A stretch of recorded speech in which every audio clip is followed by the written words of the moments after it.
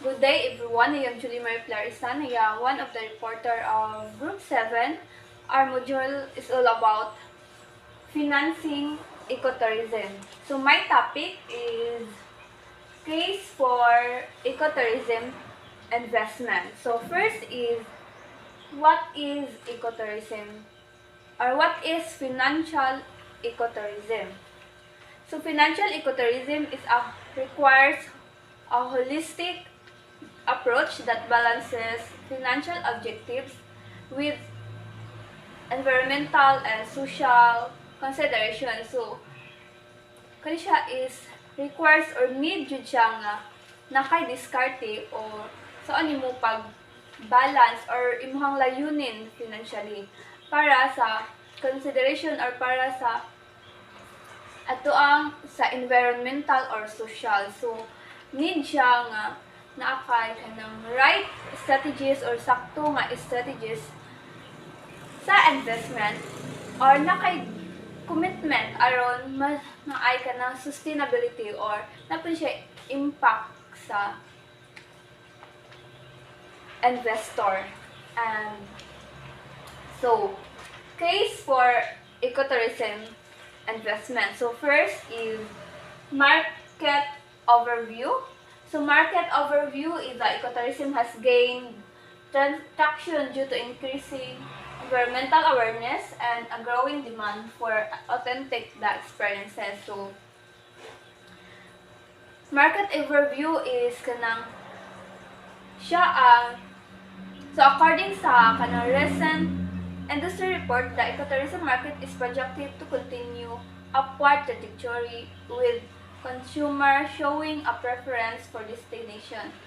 So siya ang kanang nag-gain o ganang significant traction as a sustainable tourism and responsible traveling method. So, mo sina ang dapat na makabalo ka na ay makabaluta nga ang global tourism market ay kanang ni-grow siya. So, dapat aware ka kung unsay kanang mga nindot anak nga demand or dili ka magpataka og ganang market or invest kung wala ka balo kung unsay kanang sakto anak nga dagan sa business. Also kan ang market growth, like sa ikaduha is market growth. So need pud ka makabalo kung kana ba nga business is ni grow ba na siya. Dili ka basta-basta lang mo invest kay para ang mga importante need jud nimo ang kanang i-check before ka mo invest. And next is the positive impact. So, ecotourism prioritize environmental conservation and local community development. So, if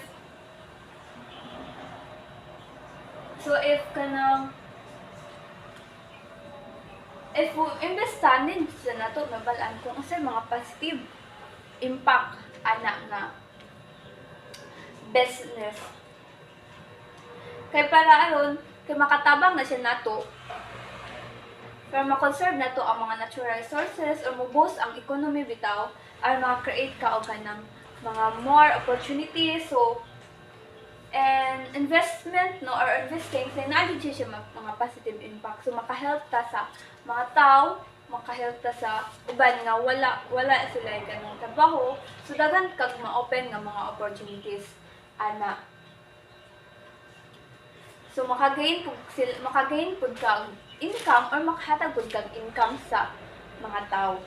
And next is economic benefits for local communities. So economic benefits. So this pud no ka importante sa kaila sa kung gingon ganiha sa mga create ka o kana maghatag kag job sa mga tao or makasupport ka sa mga small business.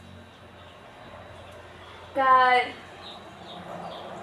this pud no ka importante jud siya. Ano siya nindot pud na impact sa ecotourism. Kay daghan pug tabangan. And next is socially responsible. So ecotourism appeals to environmental conscious, so traveler. So maka-benefits ni siya sa business kung makamanage nimo og tarong na making ka ng mga so makamake kag imong business maging ka ng more profitable siya kay na-manage man nimo og tarong. Og also pod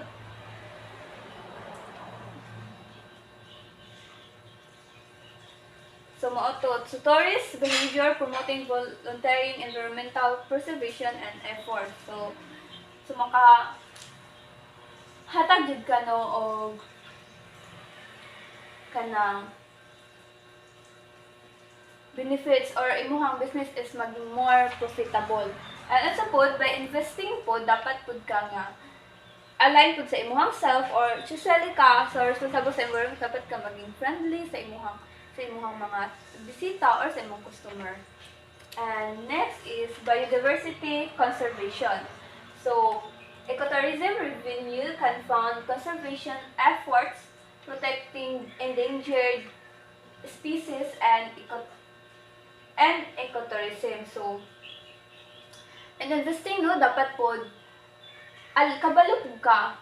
Dapat pod kabalo ka mo protect or kabalo kag ko nang unsay ka ng mga damage or unsay ka ng dangerous anak nga lugar or imuhang kuanan sa imong business kay mo din na importante no sa kanang kay kana maka-provide ni siya og kanang mga kanang more or strong incentives to protect sa ato ang natural areas and sa ato ang wildlife. So like sa mga habitat, so maka-care pud ka sa maka-kuan pud ka sa mga maka-preserve pud ka sa biodiversity. So maka-generate ni siya og kanang income while maintaining sa imong biodiversity conservation. So kung wala nimo ni siya gi-maintain or wala kay kanang dili ka mo consider ani is na posibilidad nga wala kay kanang customer or di mo grow imong business because kay endangered man na siya or naa siya mga species dira nga or mga wala nimo giprotektahan. So isa pud nga dapat protektahan pud nato kay maka-help man pud na sila sa ato.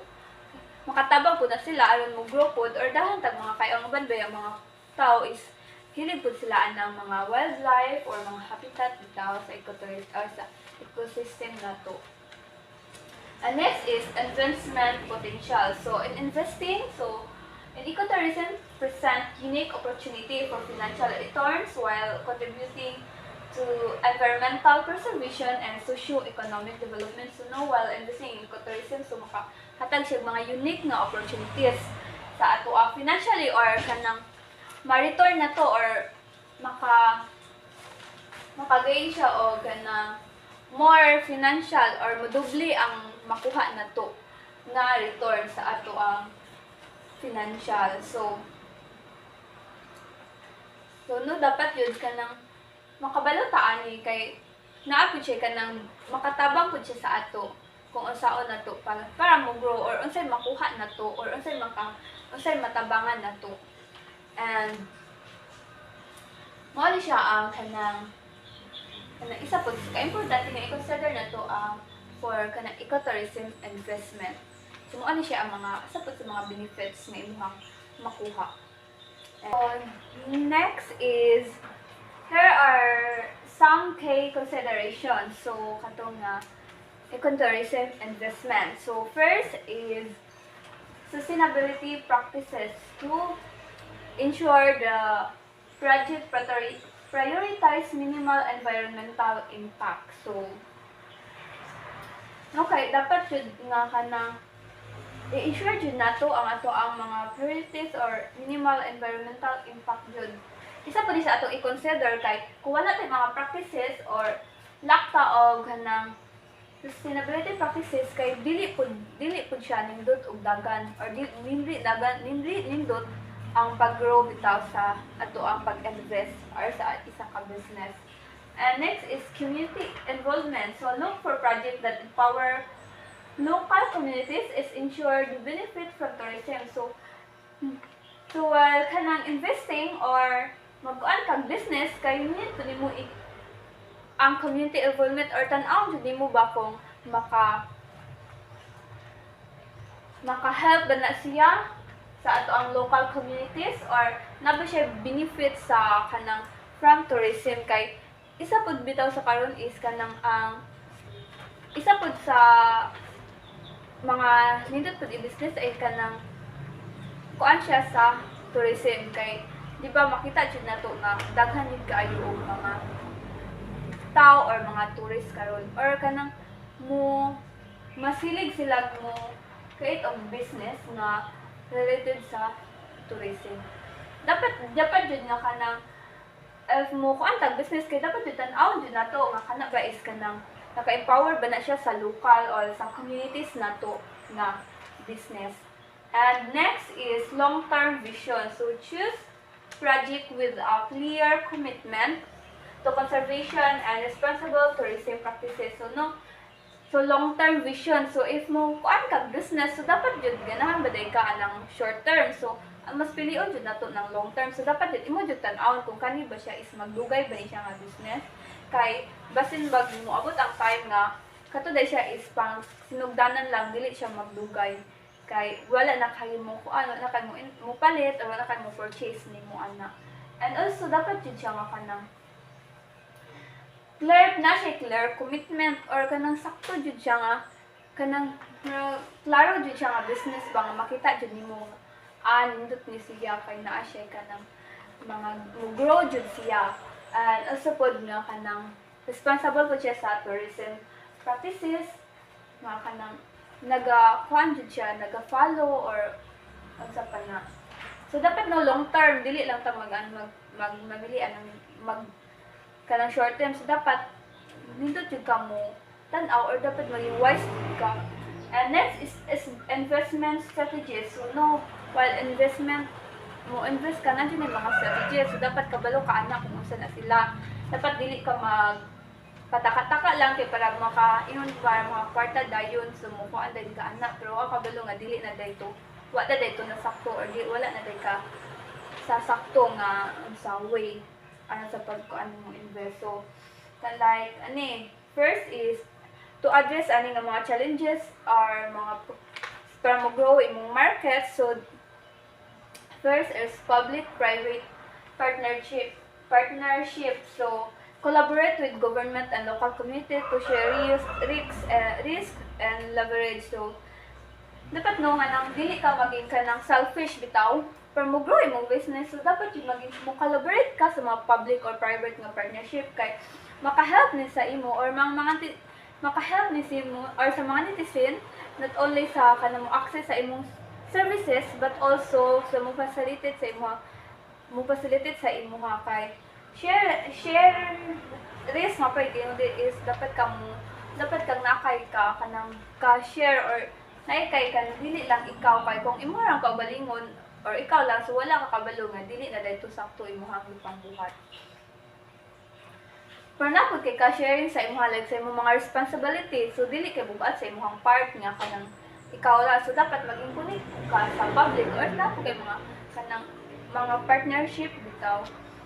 And also kay kanang so nindot pod siya aron bitaw daghan kag kanang para kung daghan kag mga trabahoon so nakay nay mo puli nimo sa lain dili lang kay ikaw ra isa. So dili ka maglisod jud. And also is diversification. So diversification is a invest in portfolio of ecotourism assets across different regions and market segments to mitigate risk associated with seasonal demand and environmental factors.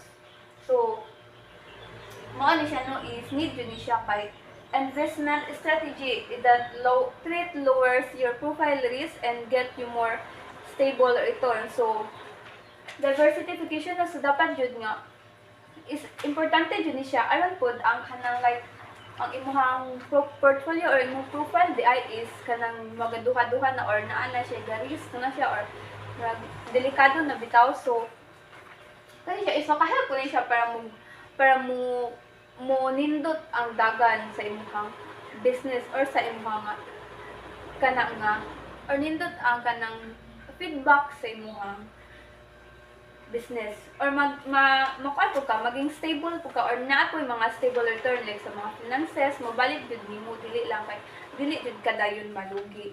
And also po siya is this practices is designed is to help to reduce the volatility of your portfolio over time. It help to reduce risk is makatabang siya aron naa kay dako nga makuha or also like katong akong giingon nga naa kay good return. So ilap na siya aron makatabang pud sa imong kanang naa kay mga nindot nga makuha or higher nga kanang financial or return sa imong business. So, i-consider dyan nimo sila diversification. So, dapat kabalo ka, ana. And also, impact investing. So, mo-invest ka, no? So, dapat kabalo dyan ka kung sa'y mga impact, ana. Dili lang kay mugo, ra ka with the flow. So, wala di ka kabalo kung sakto ba na siya. So, dapat i-generate yun nimo ang financial return while also creating positive social or environmental impact.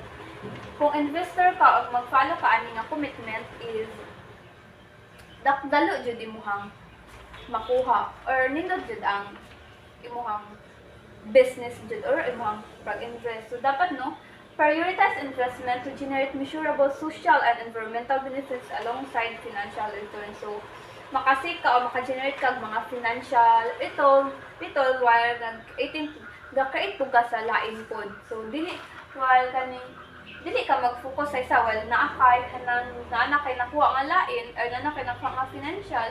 So mas dapat jud kay lain nga makuha dili lang kay isa kay wala ra makaga-focus sa isa ka work. And lastly is the financial challenges. So most ni ang common kaayo no sa kanang pag-invest or bisag sa mga business o bisag sa ato kay mga financial challenges. So maglisod jud ta. So despite its potential, financing ecotourism projects come with several challenges. So, namajud dahil mga challenges no sa financial or bisan kita kay ka problema majud ta. So, with investing jud dapat jud kabalo jud ka like moabot jud ang time na maglisod ka or moabot jud ang time na dili na nimo mabalance financially. So, dapat kabalo ka kung unsaon nimo na. So, dapat aware ka. So, like, kana sa mga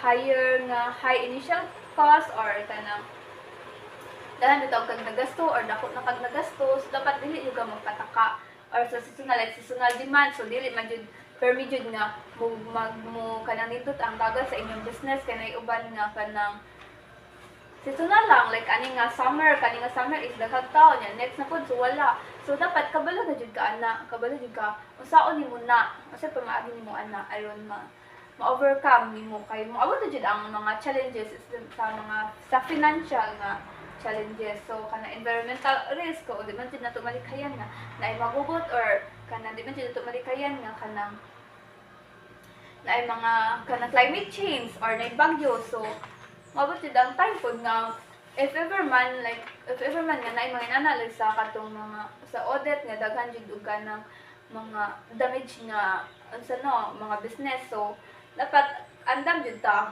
or kabalo jud ta o mag-greedy jud ta kung saon na sila pag-overcome especially ani nga financial challenges kay mao jud ni ang pinakalisod jud nga kanang while mo invest ka mao jud nay dapat jud nimo naon kay nay usahay bay uban jud nga dili na jud mo balik bitaw dili na jud nimo maglisod na jud kag balik sa imong business kay wala na kaan yung financial or dili na stable imong financially sa imong business or sa bisan pag-invest nimo.